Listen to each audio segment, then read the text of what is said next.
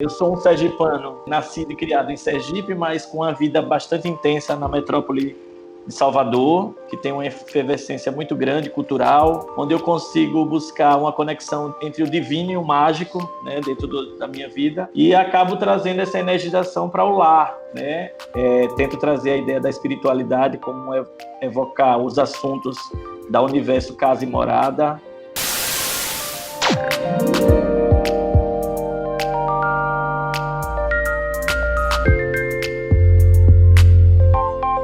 Pessoal, mais um ArcCoffee aqui no canal ArcSearch TV, nas plataformas ArcSearch.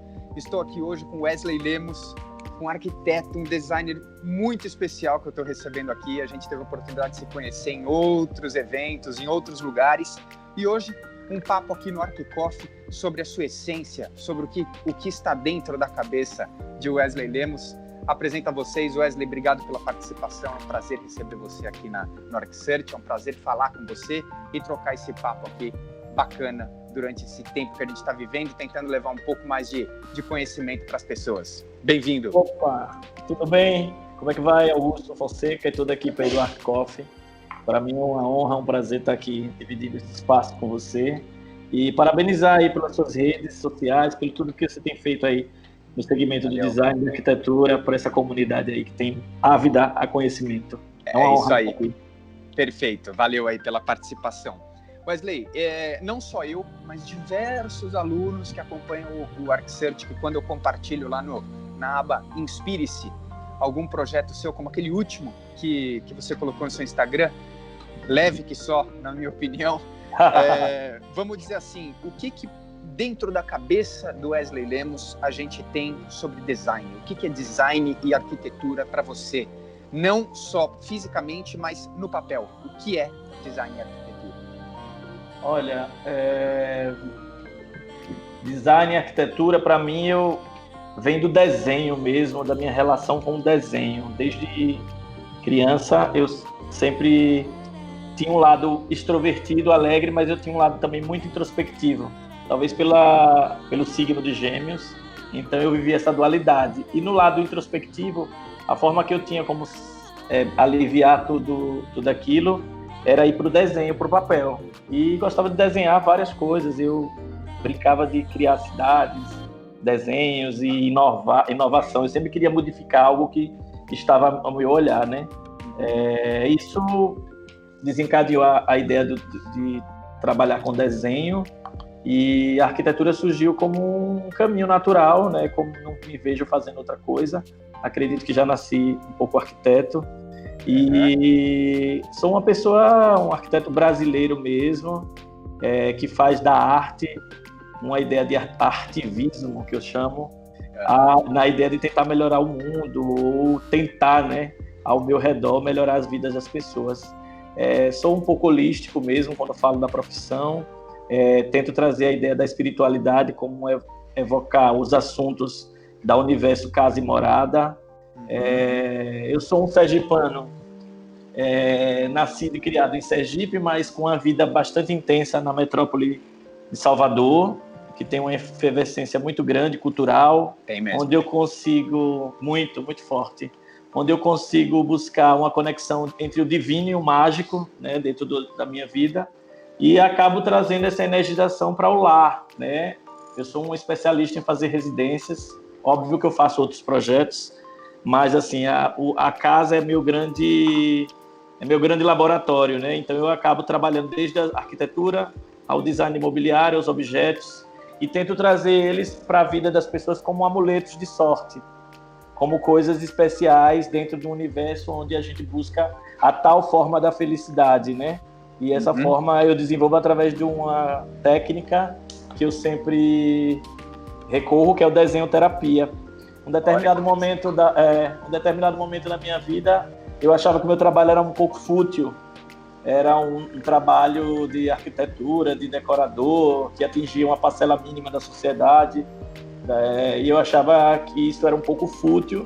E aí eu fui fazer uma terapia, e nessa terapia eu descobri que a minha ligação maior não é em fazer a construção ou,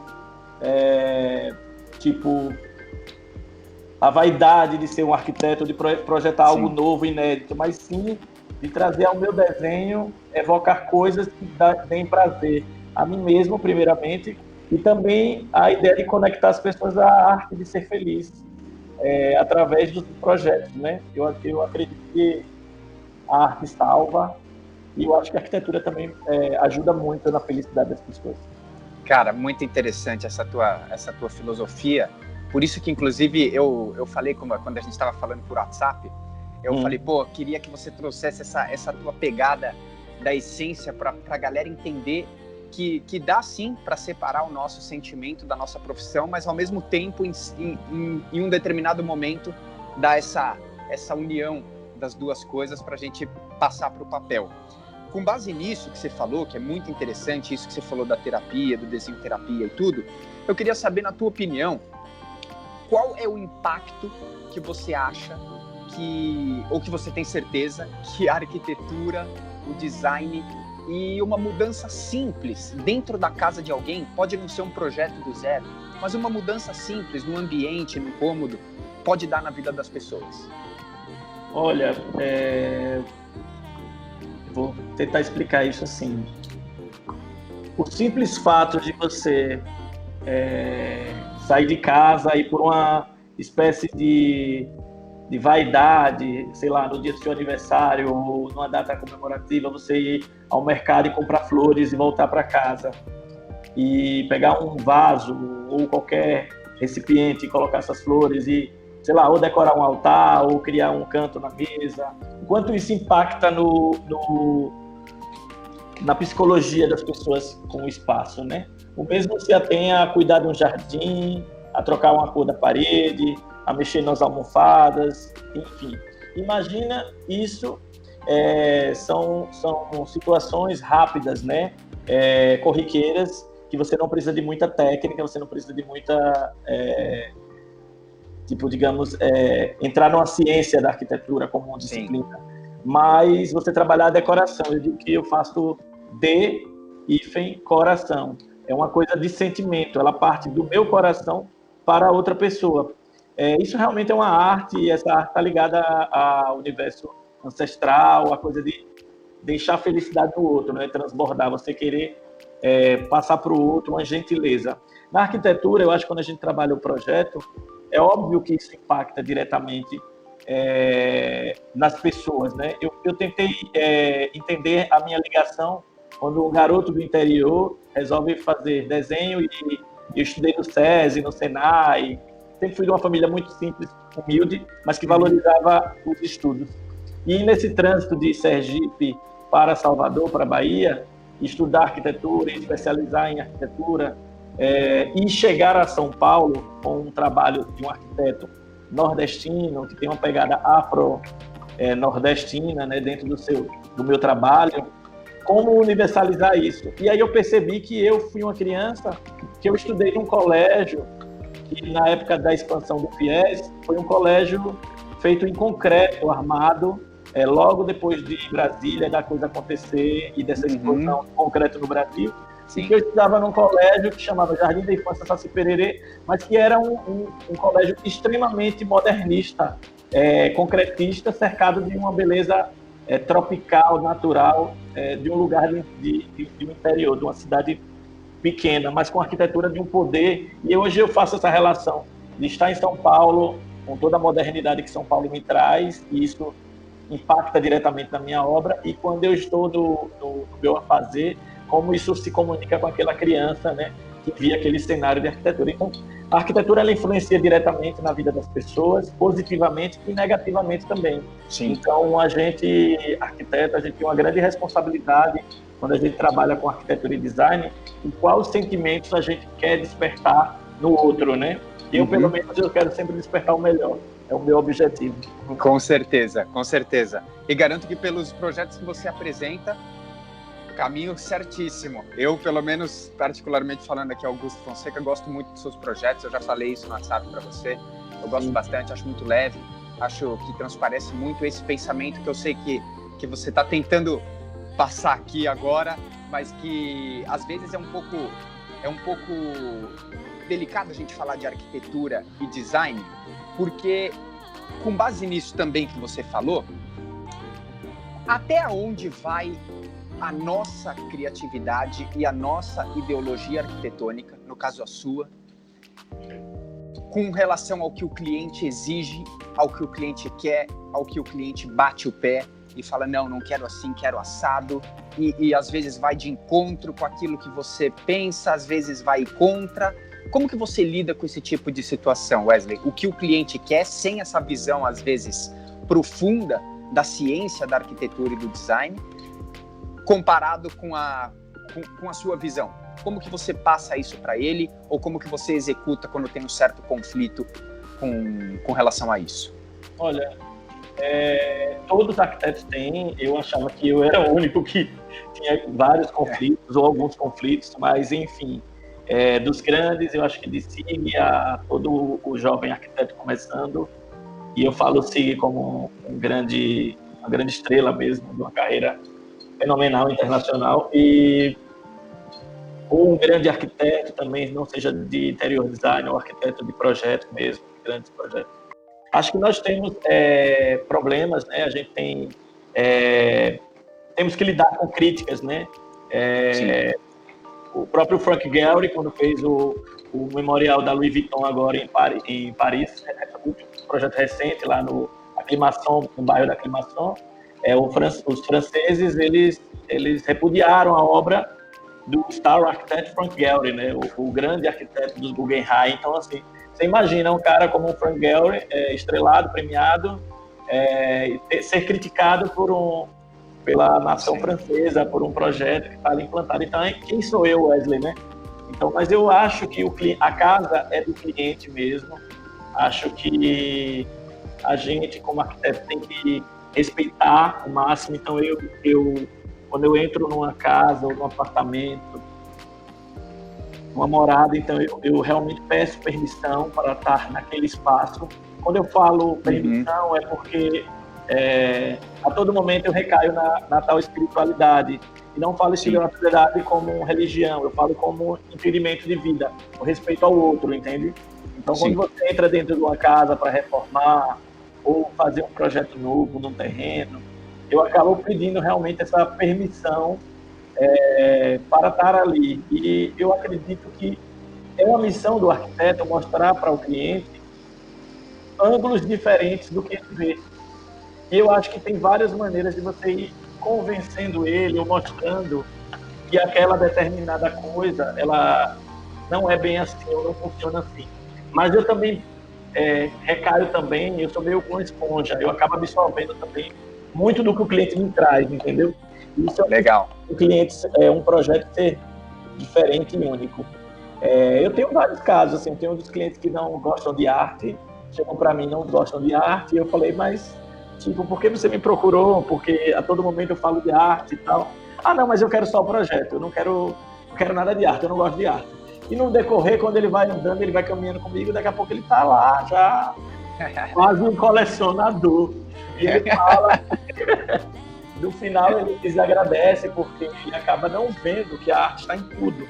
A arte está na cor, está na luz que entra, está no objeto que ele compra, no mobiliário. A arte não necessariamente é o quadro, a escultura. Ela permeia quase todas as funções de escolhas nossas, entendeu? E aí isso é interessante você falar, porque muita gente relaciona a arte ao quadro na parede, né? Muita gente relaciona a arte. É óbvio, né? Isso é o clichê. Exato, exatamente. Então é muito interessante. Mas as inspirações, como você falou, e essa dificuldade, eu acho que é muito de você também mostrar quem você é. Então, quando você mostra, você não tem medo de ser o que você é, e você mostra para o outro quem você é muito importante. Rolou agora recentemente uma história, eu vou trazer que eu acho que é interessante para quem está ouvindo. E eu falei a relação de Frank Gehry, e assim, eu estou com 20 anos de carreira, comemorando esse ano. Parabéns, cara. Obrigado. E fiz um trabalho assim incrível para uma pessoa que me acompanhava já em rede social, me encontrava na academia, e com a pandemia a gente acabou ficando sem se ver, e essa pessoa falava que me admirava, e quando tivesse o sonho de comprar um apartamento, ele iria fazer comigo. E aí eu, muito empolgado, quando ele nos contactou durante a pandemia, fomos ver o imóvel e tal, e criamos um belíssimo projeto. E aí entregamos o projeto todo e marcamos uma visita. E lá nessa visita ele começou a descrever uma outra situação que não era o projeto. E ele começou a descrever, e eu, eu sou muito ouvido, aí eu fiquei ouvindo, junto com o meu arquiteto assistente, é o Vinícius, um grande arquiteto.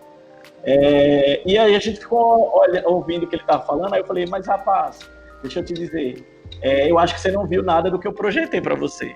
Ele, não, como assim? Eu falei, porque tudo que você está me descrevendo, você não precisa nem me mostrar no celular. Isso faz parte do repertório de um colega meu, arquiteto, que são colegas de elenco de Casa Cor, e esse trabalho diz muito sobre eles, não é isso? Aí quando ele abriu o Instagram, era a página desses colegas. Eu falei, tudo bem, se você quer um trabalho como esse, dá para você fazer, dá para você contactar eles, ou me passar um pouquinho da atmosfera para eu tentar entrar. Agora, eu não vou ser isso que você está descrevendo. Sim.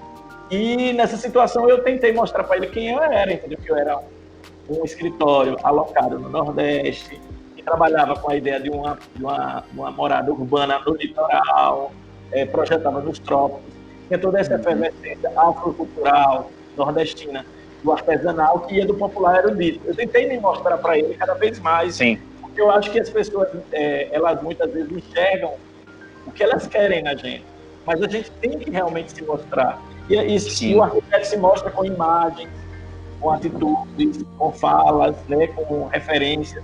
E eu acho que nesse universo agora, com as redes sociais, eu acho que a gente tem atingido muito essa expectativa, evitando esse desgaste, esses conflitos. O quanto também a gente consegue compreender melhor o cliente que nos contrata. Porque você entra na rede social dele, você pode até não saber exatamente quem ele é, mas você se propõe a desvendar o que ele pensa que ele quer ser, ou que ele almeja ser. As redes sociais faz com que você se projete aquilo que você pensa, né?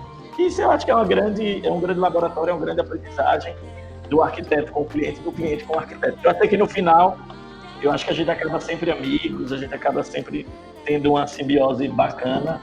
Eu mesmo não consigo separar essa coisa do trabalho, a vida do homem com o arquiteto, entendeu? Eu sou essa evolução mesmo, e eu acho que um retroalimenta o outro, e é isso que eu tento levar para os meus clientes, para quem nos procura, entendeu?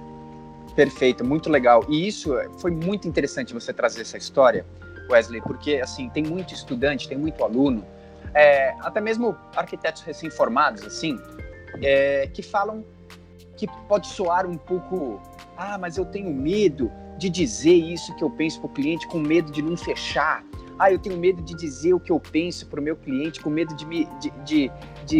dele achar que eu sou arrogante, sabe? Esse tipo de coisa, perder o cliente e tudo mais. O que você podia adicionar no desfecho dessa tua história sobre os alunos, isso diretamente para os alunos? Imagina que você está falando diretamente para eles, que é a massa que me assiste.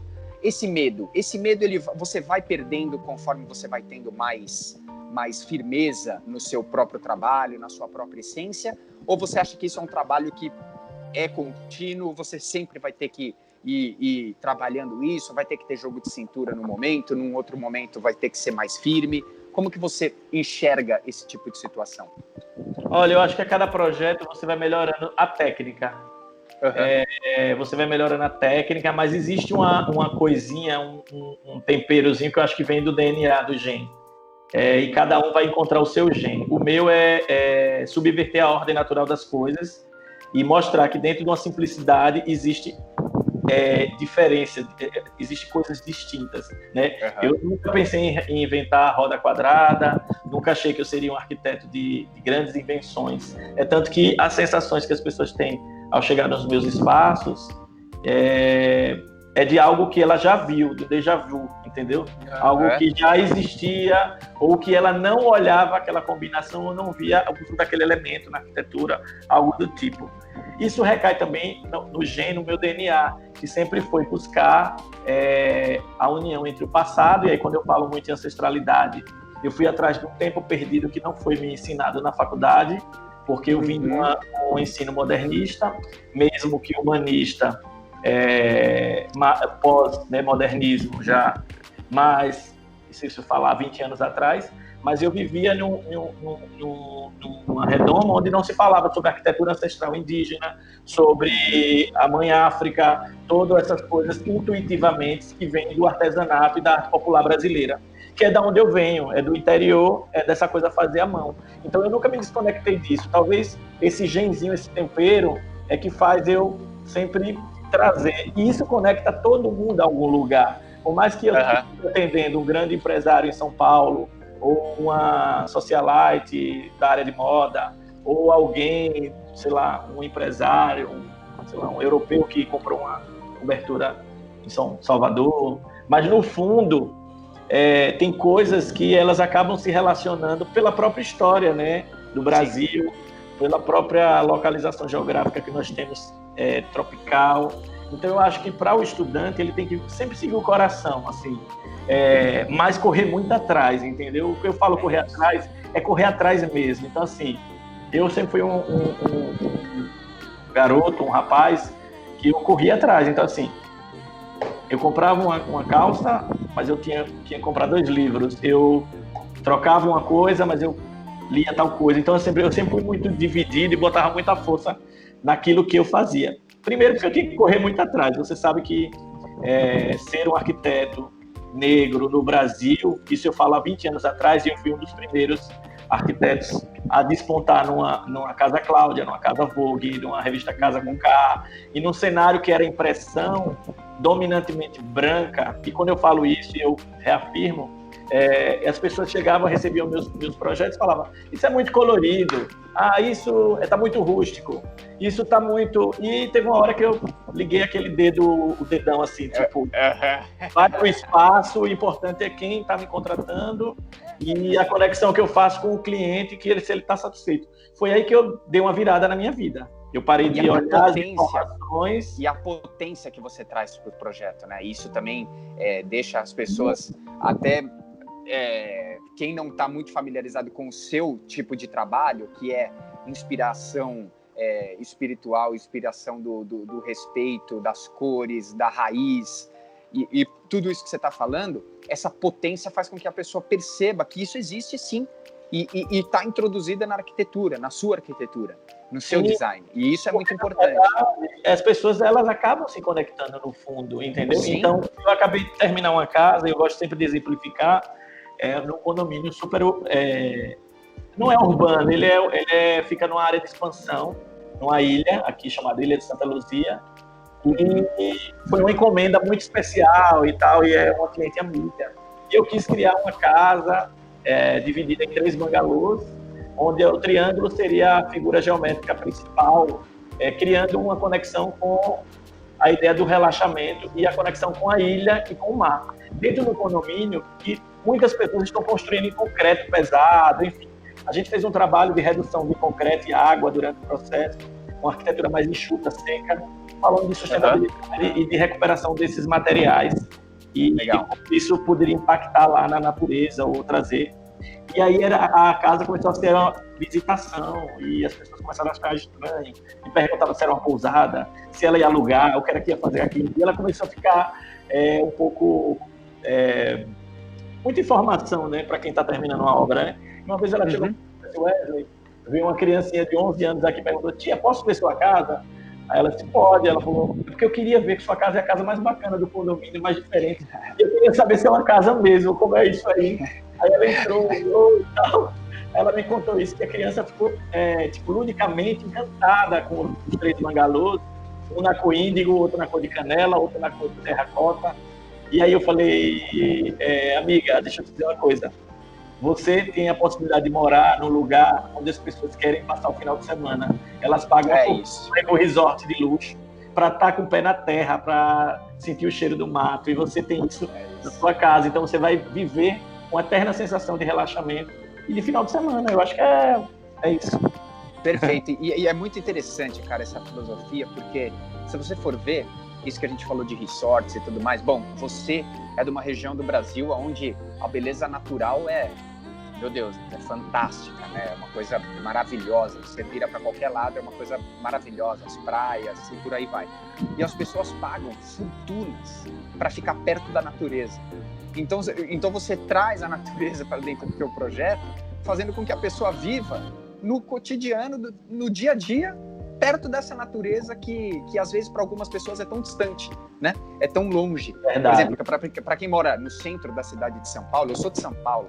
Pô, São Paulo é conhecido como uma selva de pedra. Eu amo São Paulo. Eu amo São Paulo de paixão. Eu tenho uma paixão por São Paulo imensa. Mas São Paulo é distante dessa natureza do toque, né?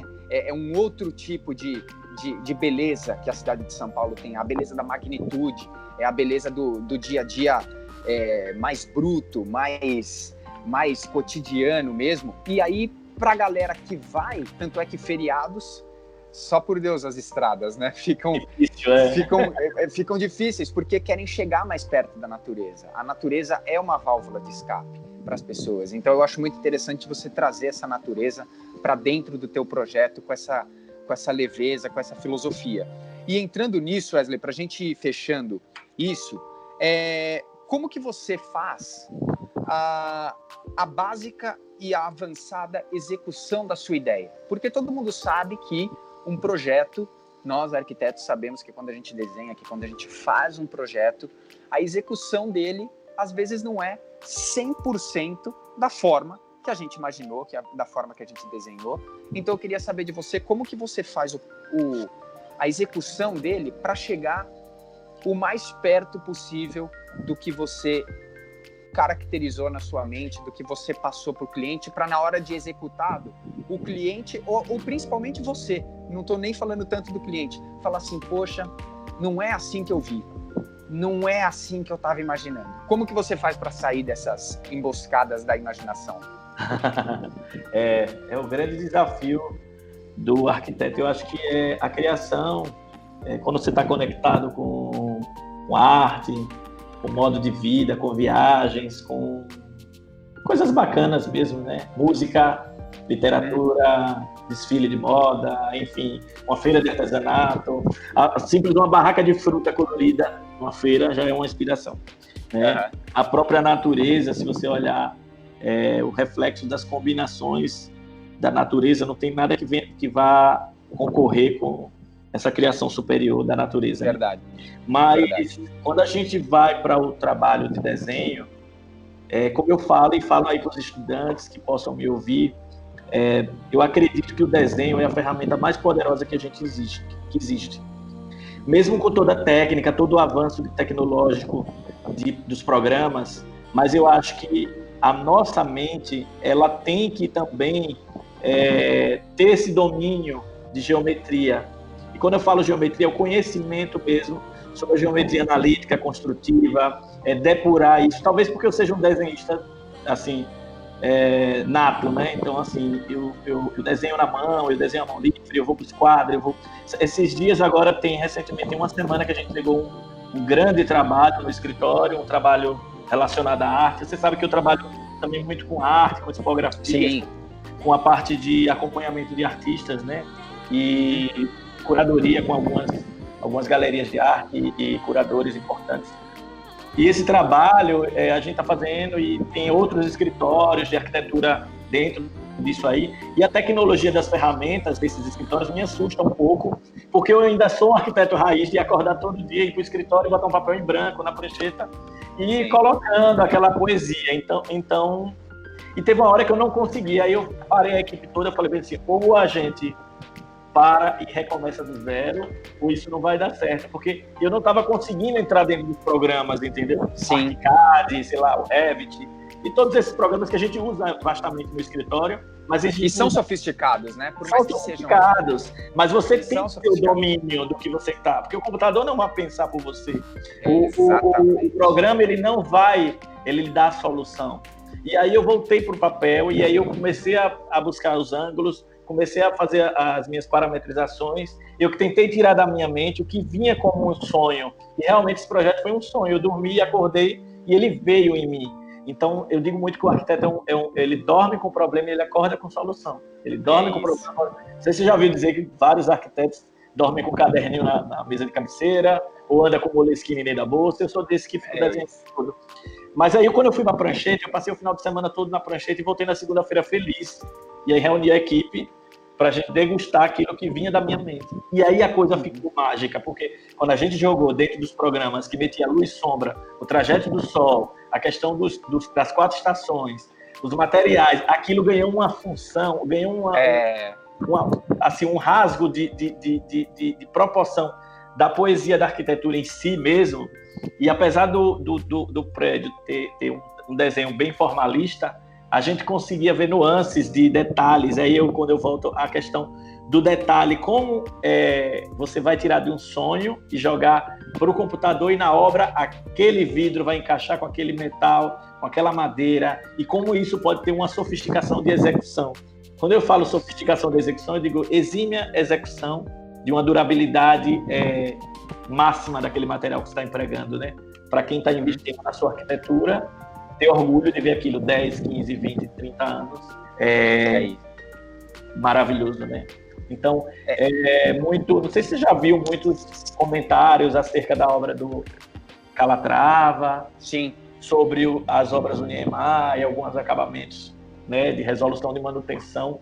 Eu acho que, passando essa fase dos Star Architects, dessas obras monumentais, e a gente entrando numa obra um pouco mais humana, mais raiz e... mais cotidiana, acho, né? Mais cotidiana, e isso que eu falo se alinha muito. Se você observar os últimos ganhadores do Pritzker, agora, você vê que são arquitetos muito conectados com as questões históricas, ancestrais, presente, passado e futuro. Não tem uma grande escala a se mostrar, mas tem uma poesia no que se traz, seja no âmbito social, cultural ou institucional, né? E eu acho existe, né? É do que existe, é uma bagagem do que existe no dia a dia das pessoas e tudo mais. Sim, é isso que eles trazem pra dentro, né? Se você naquele lugar só tem pedra e madeira, faz arquitetura de pedra e madeira, porque eu vou inventar metal naquele lugar que não chega. Se eu estou num lugar onde é abundante palha de coqueiro, piaçava, vamos tentar fazer uma coisa. E aquilo não é menos importante ou mais importante. Eu comecei a ver que as pessoas elegiam o que era simples. Eu vou levar para minha casa de praia, como se fosse uma segunda casa. E o que vir de uma metrópole grande, um material de alta performance, ou assim como vidro, aço, brilho, dourado, metais, enfim. Eu vou fazer na casa da cidade. Eu acredito que o meu trabalho, e eu bato muito na tecla disso, se eu olho há 20 anos atrás e olho o meu trabalho, eu não me envergonho de nada daquilo que eu fiz. Mas ela tem uma dicotomia ali própria, embutida, que eu consigo misturar um vaso de barro da feirinha com um murano, eu consigo pegar um tapete de sisal e misturar com um tapete maravilhoso parisiense, eu consigo pegar um design italiano e jogar com uma mesinha da Ilha do Ferro, daqui de Alagoas. Então, assim, enfim, eu sou um privilegiado em estar aqui entre esses dois celeiros culturais, que é a Bahia, Pernambuco, Maceió e Aracaju também. Isso é o que faz essa mistura toda que você vê no meu trabalho. Muito interessante, e que fique a dica para os alunos que sempre falam sobre o computador, sobre o Sketch, sobre esses programas, deixando bem claro que você também falou que é muito importante frisar isso, porque os alunos se pegam muito nisso. O computador é apenas o meio, a ferramenta somos nós. É nós que temos que desenhar. O computador nunca vai fazer isso por nós. Eu queria fazer um adendo. Pode terminar. Claro. Desculpa. Não, claro, não, perfeito. Eu queria fazer um adendo com relação a esse olhar da execução, né? Nós, arquitetos, muitas vezes a gente fica muito refém dos construtores e das pessoas que vão tocar nesse projeto, né? E a gente tem também aquela paixão, aquela idolatria pelo aquilo que a gente cria, né? Uma coisa muito do ego, né? Mas eu estudo muito a obra da Lina, do Zanini, e tantos outros arquitetos, a própria Janete Costa, aqui do Recife, né, que foi uma pisa do interior design brasileiro. O que é que a gente tem que deixar no projeto? E eu sempre deixo aquela cereja do bolo, aquela coisa para o inesperado. Quando eu falo inesperado, é aquela aquela coisa que você imaginou e que aquilo pode ser feito em obra, entendeu? O espaço para o artesanal. Eu acho que a arquitetura hoje, ela clama por isso, ela tem espaço para isso. E a gente vê projetos de grandes arquitetos, projetos internacionais que têm um espaço para o feito à mão. E aquilo pode ser feito em loco. E a cada visita que você faz, você vai polindo e melhorando o seu desenho, você vai melhorando o seu detalhe, você vai aprendendo com aquelas pessoas que estão ali na obra. Então, eu acho que uma grande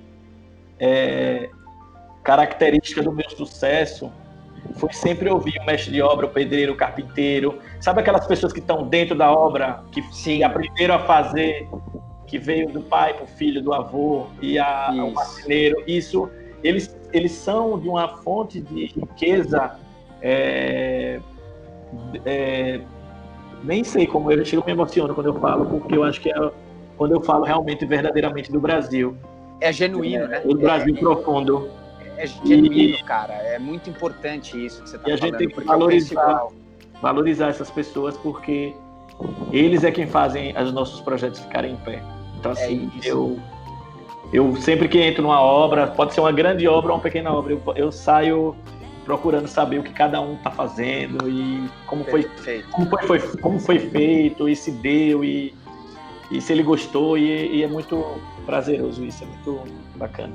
Muito importante você falar isso, cara. Eu penso exatamente a mesma coisa e, infelizmente, não é todo mundo que tem essa visão de que quem põe em pé é tão importante quanto nós que projetamos, que tivemos a ideia, porque é um conhecimento, que é o que você falou, ele é tão genuíno que ele vem passando e está ali na sua frente para você aprender, caso você não saiba. Tá ali, é só você prestar atenção, é só você perguntar, é só você ver que é aquilo que tá tornando forma, né? O teu projeto está tomando a forma ali, naquele momento.